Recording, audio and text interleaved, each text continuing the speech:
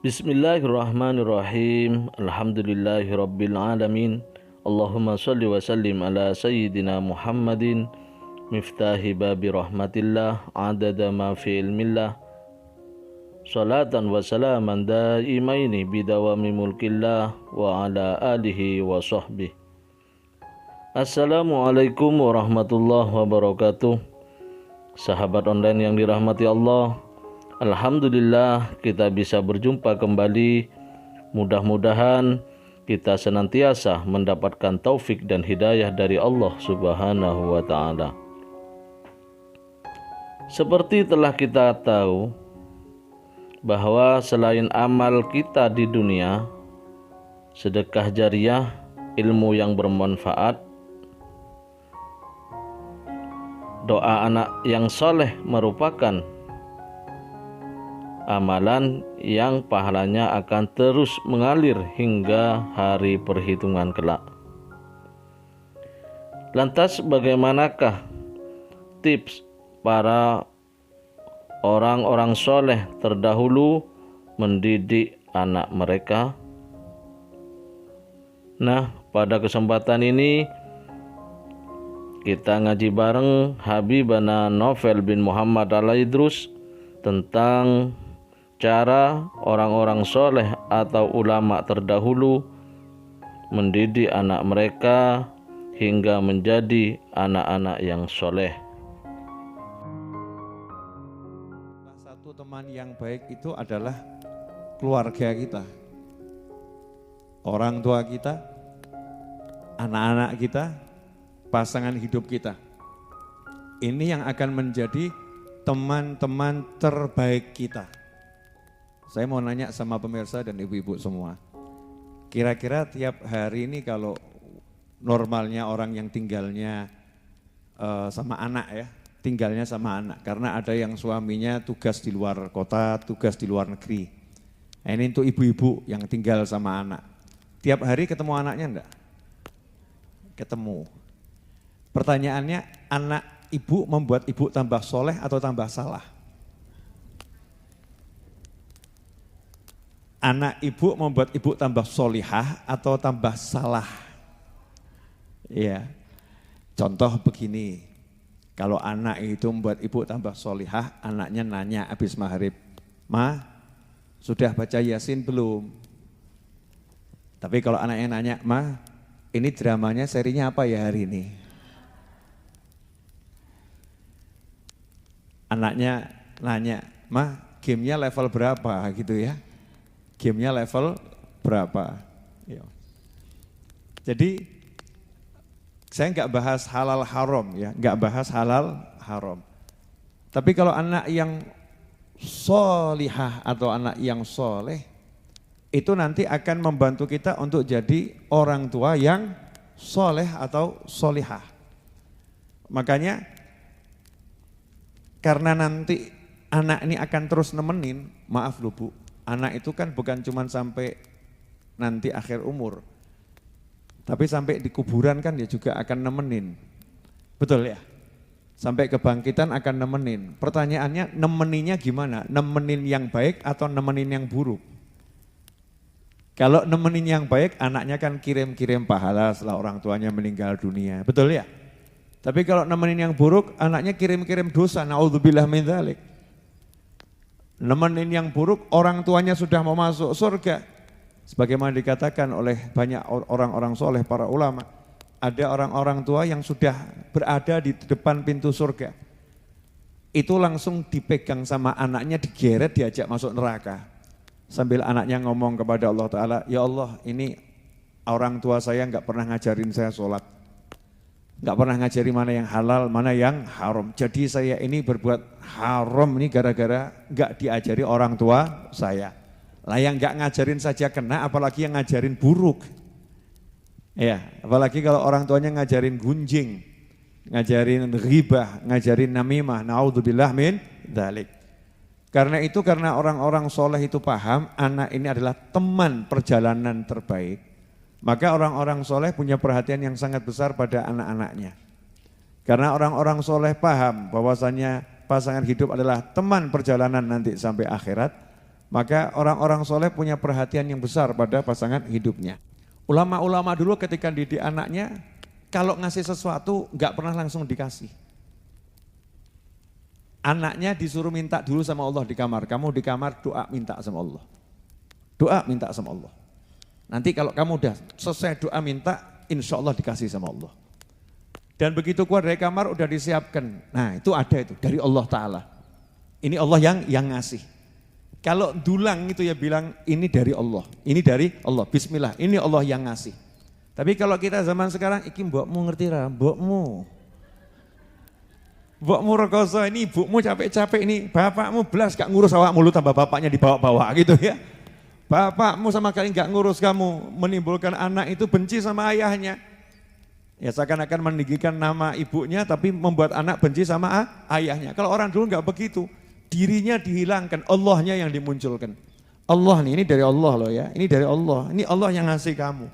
Ya kamu syukur sama Allah, kamu terima kasih sama Allah. Seperti itu. Nah beginilah orang-orang soleh. Karena anak ini akan jadi teman yang luar biasa, ya anaknya itu dididik betul.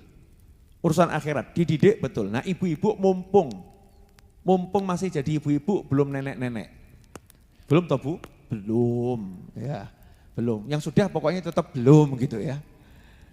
Mumpung jadi ibu artinya punya anak, ya udah jadi nenek yang punya cucu ya, masih hidup, masih seger gitu ya, masih seger. Didik anak kita ini untuk nanti jadi teman. Itu pernah di satu negara, saya nggak akan sebutkan negaranya, ada seorang ibu, ya ada seorang ibu yang kemudian lihat temennya itu tiap hari Sabtu sama Ahad dijenguk sama anaknya. Dijenguk sama anaknya. Sementara anaknya itu pakai pakaian yang busana muslimah, anaknya nutup aurat, tuturnya baik gitu ya. Lihat temennya. Sementara dia juga dijenguk sama anaknya. Yang tadi itu jenguknya mobilnya jelek. Yang dia jenguknya mobilnya mewah. Ya mobilnya mewah, hartanya banyak, nangis dia nangis. Nangisnya kenapa? Selama ini aku salah didik anak.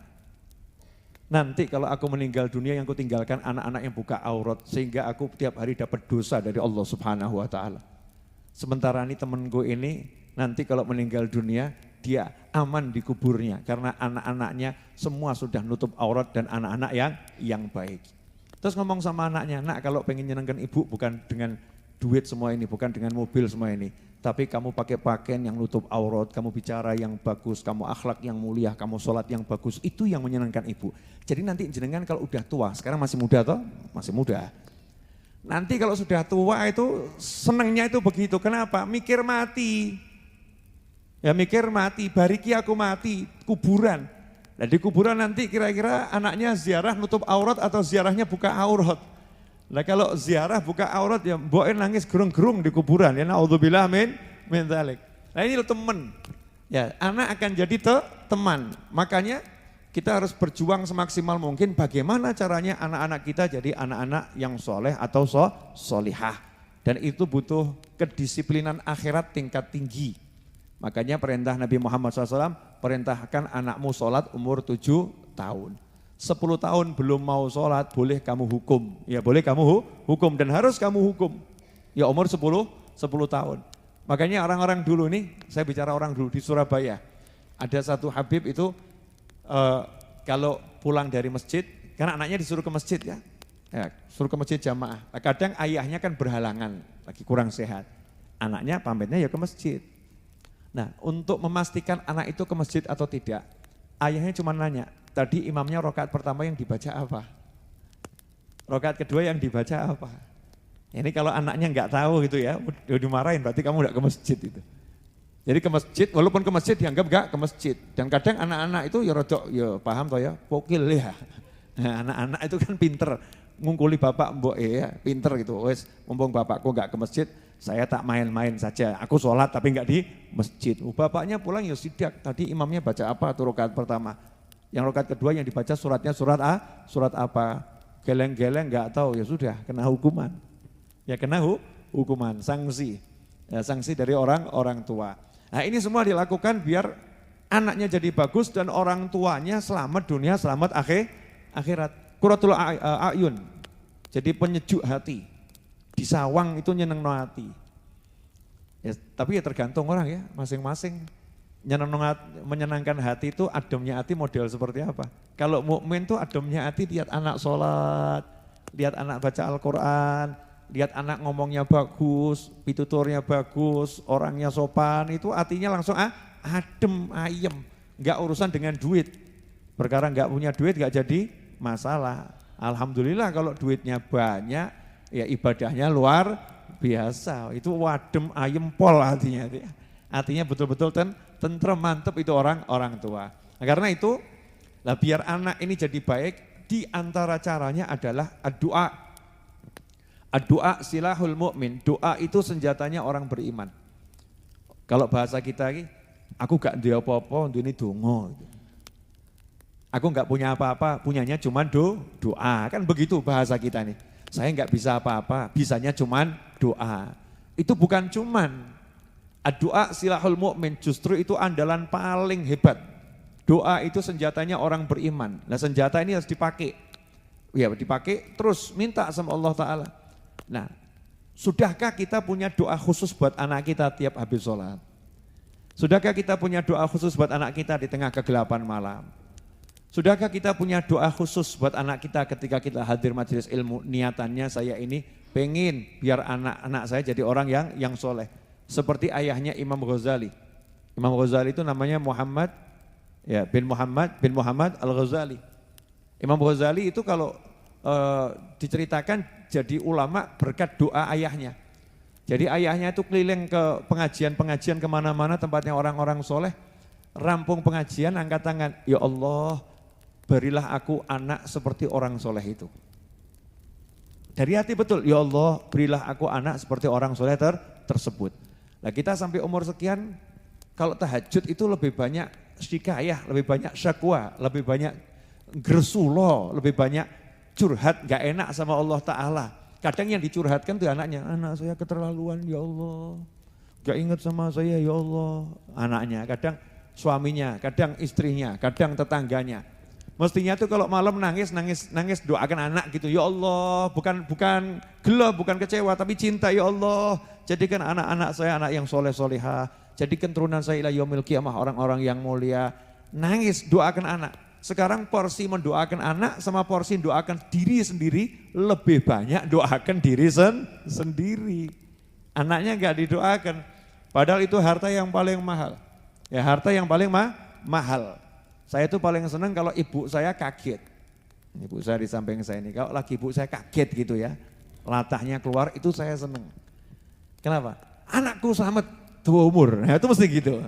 Anakku selamat tua umur, saya tinggal amin gitu kan ya. Anakku selamat tua umur, amin. Itu kalau kepleset ibu saya, kaget gitu ya, mau jatuh atau ada benda yang jatuh kaget, keluarnya apa? Anakku selamat tua umur. Ya kalau orang dulu keluarnya doanya bagus-bagus. Ibu saya kan produk dulu ya. Nah ya produk dulu. Didikannya orang-orang tua dulu, kalau tanya ceritanya ketika dididik sama orang-orang tua dulu bagaimana? Masya Allah didikannya orang-orang tua dulu. Orang tua sekarang ini kan banyak yang kalah sama anaknya. Ngalah akhirnya kalah gitu ya. Takut sama anaknya.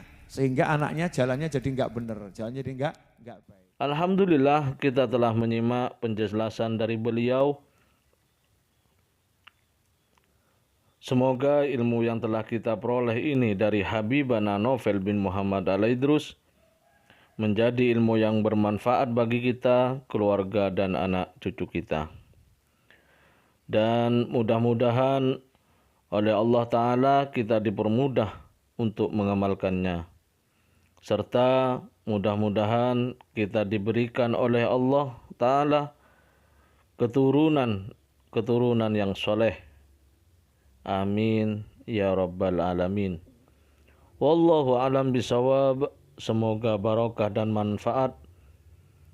Assalamualaikum warahmatullahi wabarakatuh.